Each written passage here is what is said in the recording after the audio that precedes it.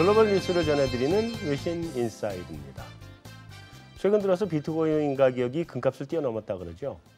그러다 보니까 자산시장에 이제 거품이 생기는 거 아니냐 하는 논란이 크게 일고 있습니다. 그래서 오늘 그 외신은 비트코인 시장에 관해서 이야기를 한번 들어보도록 하겠습니다.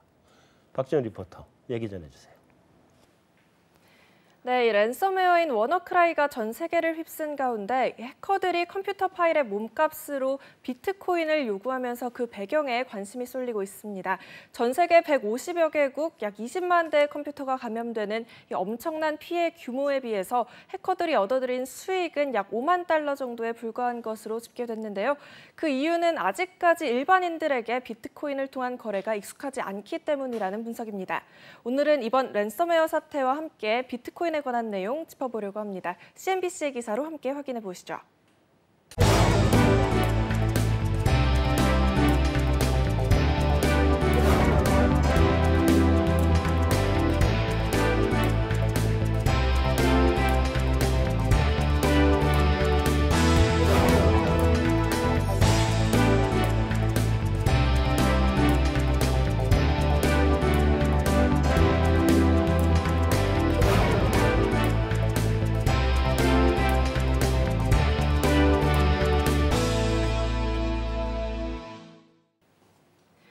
네, 이번 랜섬웨어 사태 이후 미증시는 물론이고 이 비트코인 가격이 특히 크게 영향을 받는 모습이었습니다. 오늘 토크에서는 먼저 어떤 배경으로 어떤 움직임이 나타났는지 짚어주시면 좋을 것 같고요. 또 이와 관련해서 중국에서는 비트코인 규제안을 내놓는다는 소식이 들려오고 있고 또 이번 랜섬웨어 사태 배후에 북한이 있다는 이야기도 들려오고 있는데 이 부분에 대해서는 어떻게 보시는지 궁금합니다. 네, 알겠습니다. 자, 이 랜섬웨어 사태가 터져가지고 저도 그 사무실 컴퓨터 이렇게 켜면서 랜선 뽑고 그거 다 했어요. 그날 아침에 다들 해프닝처럼 했죠. 근데 봤더니 난 공유 파일이 아예 지정된 게 없더라고. 그 괜히 그 해프닝을 다 했는데 안 해도 될 걸. 네. 자, 그래도 생각만큼 그렇게 많이 감염시키진 않았던 것 같아요. 전 세계 20만 대라고는 하는데 우리나라에는 한 뭐 10건도 안 되게 14건 정도 신고됐다고 합니다. 그죠? 그러니까 전 세계적으로 이게 많이 된 것 같지는 않고 뭐 한 20만 건, 30만 건 뭐 이렇다고 그러는 것 같은데 근데 국가별로는 전부 다 된 것 같고 그죠? 예. 네. 근데 달라고 하는 게 이제 얘들도 머리가 좋아져 가지고 비트코인을 달라고 했다는데 자, 그렇죠. 비트코인이 갑자기 이렇게 그 뜬 이유가 뭐예요? 이제 뭐 사실 달러도 뭐 받으면 편하긴 하겠지만 네. 전 세계 다수의 국가에 일반인들한테 요구할 때 달러를 요구하는 게 맞는가 싶은데 사실 그렇게 따지면 비트코인이 더 생소할 수도 있죠. 비트코인이 더 생소할 수도 있는데 요즘에 올해 자산 가격 중에 또 가장 수익률이 좋았던 상품 중에 하나가 작년에 1,000불 내외 왔다 갔다 하던 게 지금 1,800까지 갔을걸요. 예, 이렇게 수익성이 높고 그리고 앞으로도 상승 기대가 뭐 있네 없네 하는 비트코인을 받는 게 투자 가치로도 좀 높지 않을까 그렇게 해서 요구를 했는데 근데 정말 이거 어떻게 비트코인을 줘야 될지도 몰라가지고 지금. 아니 근데 달러를 달라 그러면 이게 돈을 계정에서 찾는 과정에서 이제 걸릴 수가 있는 거잖아요. 내 은행 계정에서 내 계좌번호 그러니까 추적이 뭐, 당할 수 있는 거예요. 그 저기 KB 하나은행 난 외환은행을 써서 외환은행 뭐 115 뭐 이렇게 해가지고 쫙 해서 몇 번 해서 보내세요. 받아가지고 돈받아 찾으려면 걸릴 거 아니에요. 그죠? 근데 서울역 사물함 저기다가 몇 번 사물함에다 넣어놓으라 하지. 그럼 다 비행기 타고 와서 돈 집어넣어야 되게? 뭐 일종의 무기명 채권 같은 개념이지 않을까 싶습니다. 비트코인이 그 무기명의 개념이 돼요? 이게 내 어카운트 같은 것들이 이건 걸리잖아요. 뭐 달러는. 근데 그거는 안 걸릴 수 있나? 뭐 제가 알기로는 이게 뭐 일반적인 금융의 거래랑은 좀 비껴나 있는 거고요. 네. 그래서 이거를 제가 볼 때는 뭐 자산가격보다도 이 누구의 특정 명의로 계좌를 열어서 그거를 증명해 보일 필요가 없는 계좌인 걸로 제가 인식을 하고 있거든요. 그래서 상대적으로 이게 그 돈을 가져가는 데서는 노출되는 우려가 작았기 때문이 아닌가. 아니 내가 비트코인을 한번 거래를 했는데 예. 내 이메일 주소만 집어넣으면 거기서 내 명의로 가지고 있어요. 네. 어카운트를 그렇게 가지고 있기 때문에 내가 예. 누군지 노출 안 되더라도 사실은 그렇죠. 네. 네이버.com 이러든지 해가지고 이상한 이름 안 먹나 해서 하면 걔들이 그 이름을 가지고 있기 때문에 그건 관계는 없는데 결정적인 문제 비트코인을 팔아서 현금을 찾으려고 할 때 계좌가 들어가야 되거든. 그러니까 이거 비트코인 상태로 뭐 오랫동안 놔두고 있겠다 이런 얘기는 또 다른데 그래도 뭐 이메일 주소 알면은 비트코인 뺏어가면 이메일 계좌니까 정지시켜버리면 되는데 이것도 그렇게 대단히 좋은 방법은 아닌 것 같거든요. 방법이 있긴 있는 모양이죠. 이제 그래도. 원래 이 해커들이 돈 벌려고 하는 이 짓거리 합니까? 아, 그렇지 마. 얘들이 해커죠. 그러니까 비트코인 받은 다음에 그걸 해킹을 해가지고 딱 이렇게 모르게 해서 갖고 가나? 뭐 어떻게 세탁을 하는 방법이 있겠고 뭐 이게 걸리지 않는 국가에서 또 뭐 다른 방식을 또 쓸 수가 있겠고 네. 그리고 무엇보다도 송금 절차라든지 이런 게 정식 거래 그 뭐지 그냥 하나의 창구로 돼 있잖아요. 이게 되게 방식이 조금 더 편할 것 같고 일반 금융기관에서 받는 것보다는 금융기관을 통해 받는 것보다는 편할 것 같고 그리고 이거는 이제 아까 얘기하셨다시피 실질 가치가 존재하지 않는 거니까 나중에 자기들이 자기네들도 임의로 옮겨 다니면서 이거를 그 뭐지 소유하기에 굉장히 좀 편한 수단이 아닌가. 그렇죠. 금보다 훨씬 편하죠. 금 무겁잖아. 금보다도 근데 편하고 지금 포인트가 비트코인에 가서 그래서 그런지 이 해커들이 하는 짓거리는 나쁜 짓 맞죠? 아, 그렇죠. 욕 먹어야 되는 짓 맞죠? 아, 그렇죠. 그건 맞아요. 그냥. 그러니까 남의 자산, 남의 그 파일을 잠궈놓고 그걸로 이제 거의 뭐 인질 삼아가지고 돈 내놓으라고 한 거니까 범죄죠. 근데 애쓰고 욕 먹는 거에 비해서 돈이 너무 안 된다. 네, 아니, 근데 이게 그렇다는 거 아니에요? 그냥 돈 보내준다고 해서 이게 풀린다는 보장도 없다는 거 아니에요?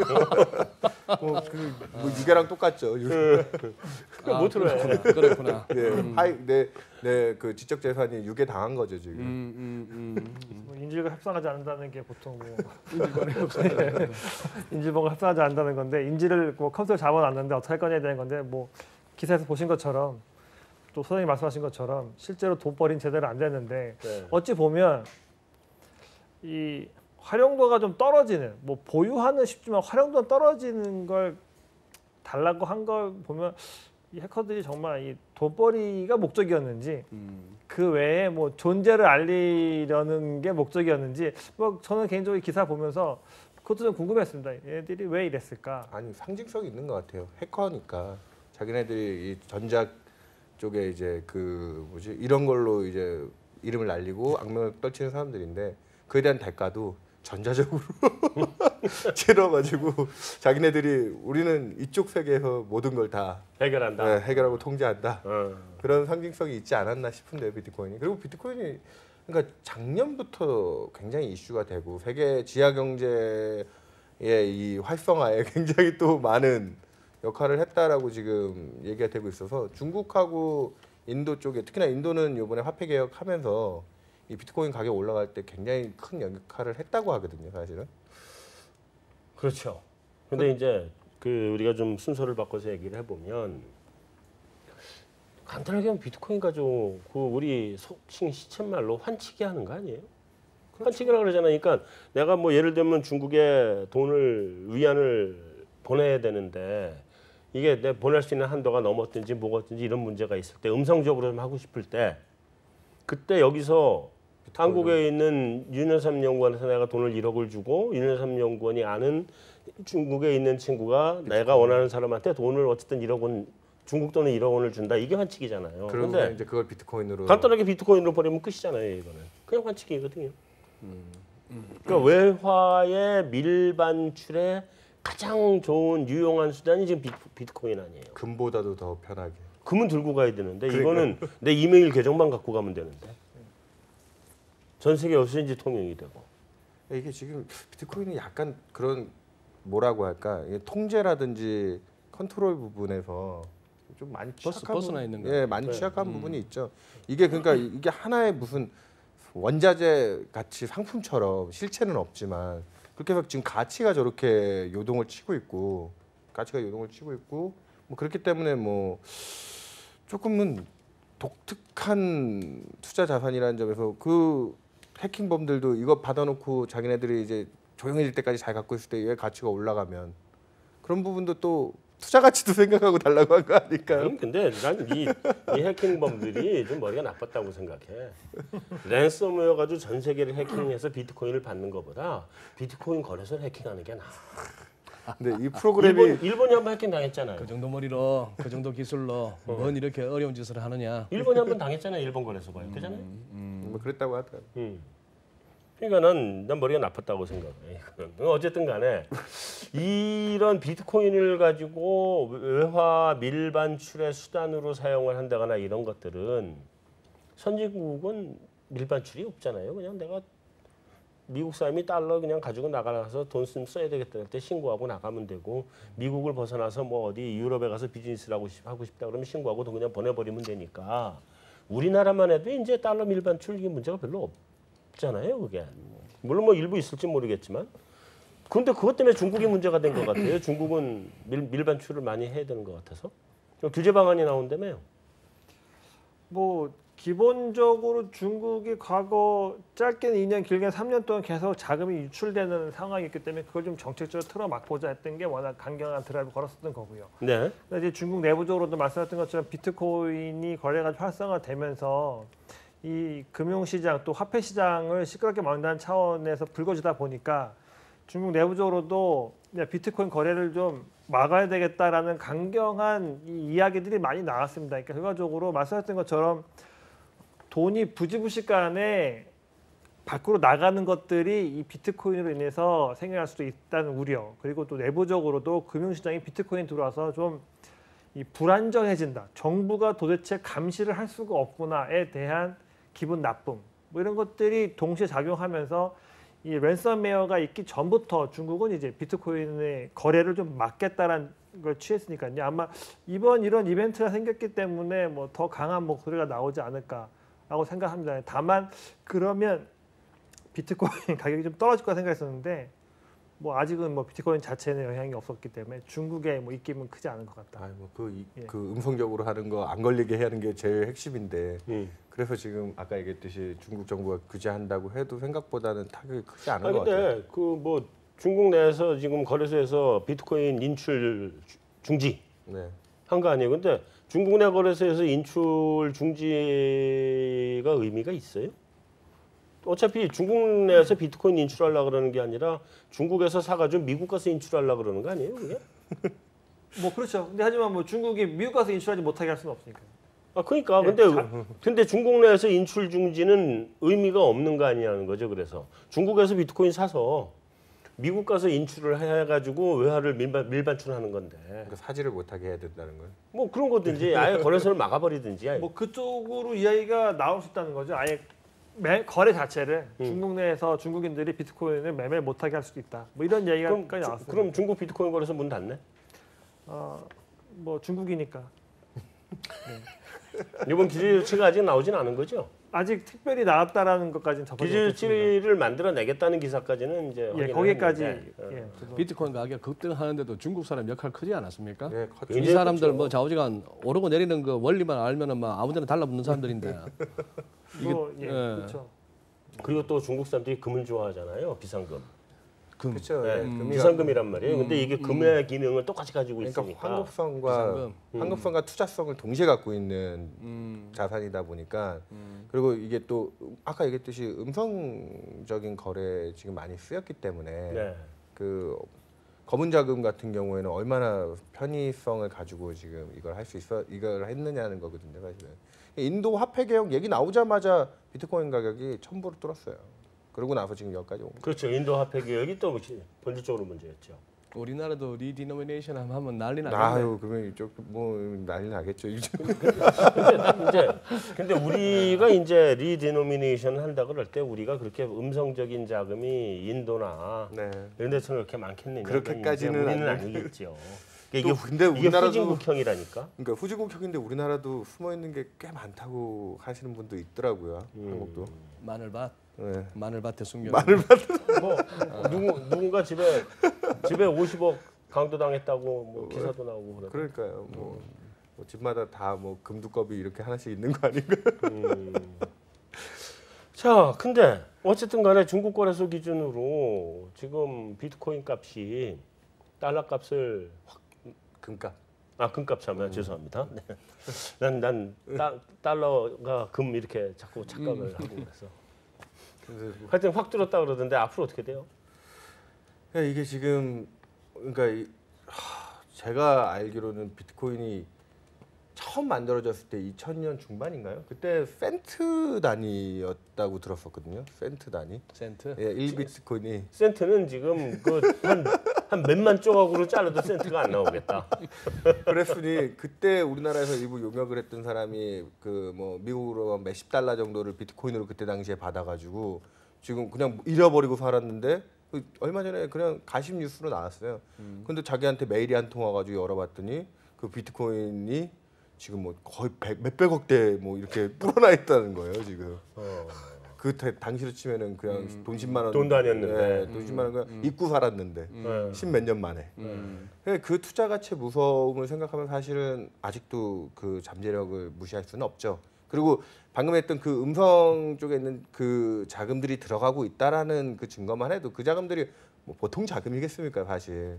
걔들이 그런 쪽에 있던 자금들이 묵혀 들어가고 있다라는 건 또 그만큼의 기반도 또 만들어주고 있는 게 아닌가라는 생각도 들고요. 시작이 조금 뭐 이렇게 깔끔하지 못한 부분들도 들어왔다고 하지만 궁극적으로 세계화가 뭐 계속 진행되고 하면 뭐 달러가 기축통화로 중요한 역할을 하고 있지만 뭐 전자거래 이렇게 활성화된 가운데 비트코인의 역할은 더 커질 수도 있지 않을까 뭐 그런 생각을 합니다. 어쩌면 지하 세계의 기축 통화가 될지도 모르겠다는 생각이 들어요. 지하 세계에. 그러니까 이게 계속 음성적으로. 이게 공식적으로 이 그 햇빛을 보고 살 수 있는 통화는 아닌 것 같아. 그러니까 뭐 미국이 인정을 못 할 거고 뭐. 모든 중앙은행이 인정 안 하죠. 뭐 인정하겠어요? 그러니까 그걸 투자 자산에 대해서 투자 가치로 보실 질문하신 거냐, 아니면 얘가 어떤 또 다른 한 통화의 위치를 위상을 점할 거냐. 이렇게 보면 말씀하신 것처럼 통화의 어떠한 위상 축을 담당할 거라고 생각하지는 뭐 전혀 않고 있고요. 반대로 이제 투자의 대상일 거냐, 내가 돈을 넣어서 또 팔아서 이익을 본 대상일 거냐, 여기까지에 대해서는 솔직히 답을 내기 쉽지 않다. 왜냐하면 이게 저희가 흔히 뭐 여기 앉아서 아무리 소소한 얘기 한다지만 수요자와 공급자에 대한 불일치성이거든요. 그러니까 이게 공급자는 누구냐, 좀 수요자는 지하에 밑에 있는 분들이다라고 하더라도 이 가격에 대한 어떤 적정성에 대한 이해가 나오고 있지 않기 때문에 그걸 투자 자산으로 보기 사실 쉽지 않다. 사실은 그렇죠. 비트코인을 제가 처음 접했을 때가 2012년 기사였었고요. 그래서 이제 이런 게 막 된다. 이제 그게 아마 100몇 불 때로 제가 지금 기억을 하고 있으니까요. 그렇게 따지면 저는 뭐 한 5, 6년 사이에 10배 이상의 수익을 얻을 걸 잃어버렸죠. 못했던 거기 때문에 투자자로서의 자질이 부족하다고 볼 수는 있겠지만 이런 상품에 대해서는 우리가 투자자로서의 자질은 된 거예요. 투기 세력으로서의 자질이 안 된 거지. 투자가 더 중요하지만 그걸 갖지 못했습니다만 그래서 이거를 그냥 투자 자산으로 온다고 보면 이거는 그냥 시류에 대한 거지 어떤 분석과 투자 자산으로서 영향이냐에 대해서는 아직은 저는 좀 물음표가 많다 이렇게 생각을 하고 있습니다. 그래서 난 오히려 이제 약간 좀 반대로 보는 편이면서 같은 얘기인데 일단 난 이건 투자 자산으로서 이게 무슨 투자 자산이에요? 인트리직 밸류 자체가 없는 거 아니에요? 본질 가치가 없잖아요. 실물이 바탕이 돼 있지 않은 금융 상품이잖아요. 모든 금융 상품은 다 실물을 바탕으로 하잖아요. 뭐 기본. 그죠? 그 실물 바탕으로 있는 자산에서 약간 또 파생돼서 나오는 거니까 이 파생도 본질을 따지고 가보면 실물이 있단 말이에요. 채권이라고 하는 것만 실물이 없는 건데 이건 그래도 법화가 우리 명목화폐라는 게 실물이라고 인정을 할 수밖에 없으니까 그거를 바탕으로 또 있는 거고 그러니까 모든 자산은 다 실물을 바탕으로 하는데 얘만 실물이 바탕이 안 돼 있어요. 그래서 난 이게 투자 상품으로서는 궁극적으로는 소멸할 수밖에 없다라고 봐요. 기본적으로. 자 그러면 이제 화폐로서의 기능을 할 수 있느냐인데 그래서 내가 얘기해요. 이게 언더그라운드의 화폐 기능을 하고 있다. 왜냐하면 첫째 화폐 기능이 지급결제 수단, 그다음에 가치 저장의 수단, 그다음에 교환의 수단 terms 다 of 만족하죠. trade. 네. 이게 다 만족하거든요. 다만 공식적인 화폐로 올라오진 못하더라도 지급 결제할 수 있죠. 다음에 가치 저장이 되죠. 그 가치 저장은 약간 좀 불안은 해요. 어떨 땐 이거 더 이러니까 좀 많이 불안은 한데 가치 저장이 되고 어쨌든 그 가치 저장을 믿고 이걸 사고 난 다음에 그 사이에 바뀌지 않겠지 하고 빨리 미국으로 비행기 타고 가서 12시간 만에 짭싸게 바꾸면 그 사이에 얼마나 바뀌겠냐. 뭐 이런 폭락만 안 하면. 비트코인이 일물일가의 법칙을 이제 실현시켜 준다 이렇게 표현. 일물일가의 법칙까지 또. 왜냐면 다 이제 원 비트코인으로 다 네. 그렇죠. 어디 가니 비트코인으로 다 그렇죠. 값이 그건 또 맞죠. 매겨버리기 또. 때문에 네. 그래서 뭐 확장성이 뭐 충분히 있다는 이야기도 있는데 하여튼 뭐 저는 아까 말씀드렸던 것처럼 정체성이 모호하기 때문에 그렇죠. 확장성과 연속성은 좀 물음표가 많다 지금 생각하고 있습니다. 자산으로서는 뭐 확실하게 상품 자산으로서는 난 이거는 비트코인은 투기 상품 아니에요. 뭐 투기는 지금까지 성공했죠. 갔다가 네. 떨어지는 날이 틀림없이 온다고. 그러면 이제 크래시가 오겠죠. 중간 중간에 한 번씩 조정받으면 뭐 이미 여러 번 반토막씩은 몇 번씩 당했어요. 네. 근데 북한 변수는 뭡니까? 글쎄 이제 나도 그게 궁금해서. 뭐만 나오면 북한이네. 우리 이제 중국 얘기 나왔을 거 그다음에 이제 북한 얘기를 물어보려고 그러는 중인데. 근데 이거는 우리나라에서 얘기가 한 게 아니라 미국에서 한 얘기이기 때문에 그러니까 아니 기분 나쁜 게. 뭐만 나오면 북한 때문이래. 왜 북한이나 한국이 항상 FTA도 한국 먼저 때리고. 아니 근데 웃긴 게 이 해킹 툴이 미국 정보국인가요? 그쪽에서 NFC인가? 걔네에서 나온 거라면서요, 사실. 그랬더니 미국이 갑자기 느닷없이 그걸 악용한 건 북한이다 뭐 이런. 뭐 그거보다 먼저는 소련이 의심받으니까 저 대통령 그 푸틴 대통령이 우리 아니야 이런 거 아니에요 지금 이거 미국인지도 몰라. 그러니까. 아니면 나중에 그거 할라나? 연준이나 20이나 이런 애들 나중에 그 장기채 만기 돌아오면은 달러나 유로로 하는 게 아니고 우리 비트코인 줄게 하고 퉁치려고 그러나? 나중에 감당 안 될 때. 충분히. 충분히. 아이고. 어쩌면은 뭐 비트코인 안 주고 그냥 달러를 주대. 그냥 우리 저기 조폐공사 줄게 갖고 가 이럴지도 몰라요. 기계 줄게. 기계 줄게. 돈 찍는 기계 줄게. 알아서 잘. 뭐 100달러 찍는데 원가가 1달러가 안 들어간다며. 종이값, 잉크값 하면 1달러 안 들어간다며. 그럴지도 몰라. 자 어쨌든 비트코인은 당분간은 좀 더 갈 수 있다. 뭐 지금 뭐 아까 중국이 조금 그 규제가 들어오면 사실 가장 중요한 축 중에 하나는 흔들리니까 그건 네. 좀 지켜봐야 되긴 하는데 네. 최근에 뉴스 나오고도 아직까지 반응 없는 거 보면 네.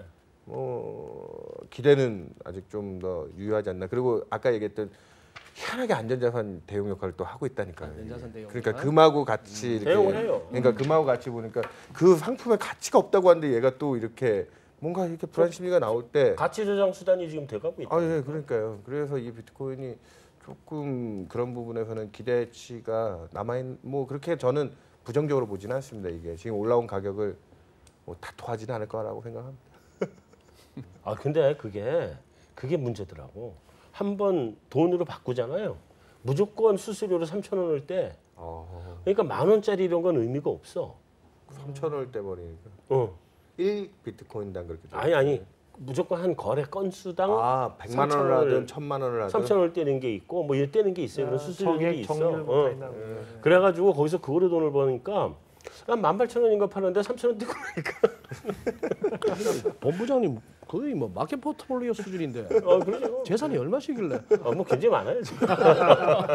여러 가지로 쫙 펼쳐진 쫙. 비트코인도 가지고 있고. 완전 부채살 탑바. 네, 이제 근데 비트코인 다 팔아서 없어요 이제. 하여튼 뭐 그래서 그게 근데 사실 비트코인은 그건 안 좋더라고. 뭐 어디 가면 비트코인 받는 뭐 커피숍도 네, 있고 네, 뭐도 있고 뭐도 네. 있다 그러는데 막상 많지도 않고. 그렇죠. 찾아다녀야 되죠. 찾아다녀. 그러니까 그거는 불가능인 것 같아. 이제 비트코인은 그거로 살 수는 없는 것 같고 그러니까 투기 상품 겸 금 대신에 그 가치 저장 수단의 상품 그거를 갖다가 매매 거래를 해주면서 매매 거래할 때마다 수수료 받고 돈으로 바꿔줄 때마다 수수료를 받고 그러니까 매매 거래 수수료가 있어요. 굉장히 높아요. 그렇다고. 주식 매매 거래 수수료보다 훨씬 높아. 뭐 그래. 그다음에 이제 돈을 보내주는 또 수수료가 한 건당 3,000원 이런 것도 있고. 그럼 자기들도 어쨌든 뭐 그 수익 모델을 만들어야 되니까 그렇게는 그냥 하겠지만. 먹고 사는 문제 걱정 없고 쌓은 돈에 더 있어도 더 없어도 그만인 돈들 갖고 더 쌓는 재미로 사는 사람들 간의 게임 같습니다. 그렇죠. 어쨌든 우리 기념으로 비트코인 하나씩 사볼까요? 아 지금 1 비트코인에 1,800불이면 이제 함부로 살 수 있는. 우리 돈으로 200만 원인데. 그러니까요. 금이 그 1온스에 지금 1,200, 1,300, 1,300. 1,300 정도? 예. 그러니까요. 이거 금값 넘은 지 오래됐네. 난 처음에 비트코인 그래서 진짜 무슨 코인이 있는 줄 알았어요. 또 기사마다 또 사진은 또 예, 코인을 사진은 있어요. 그러니까 사진을 보여줘. 환경적인 사진이 있더라고요. 예. 자, 우리 뭐 더 비트코인하고 관련해서 할 얘기들은 뭐라고 하기에는 없죠? 너무 아는 게 없습니다. 죄송합니다. 예. 그리고 북한 배후설이라고 하는 건 미국에서 버티는 거고. 네. 한국 참 불쌍해. 우리 한반도는 왜 이렇게 뭐든지. 자, 여기서 마무리하도록 하겠습니다. 네. 네. 네, 수고하셨습니다. 수고하셨습니다. 자, 오늘 준비한 순서는 여기서 마무리하겠습니다. 다음 주에 다시 찾아뵙겠습니다.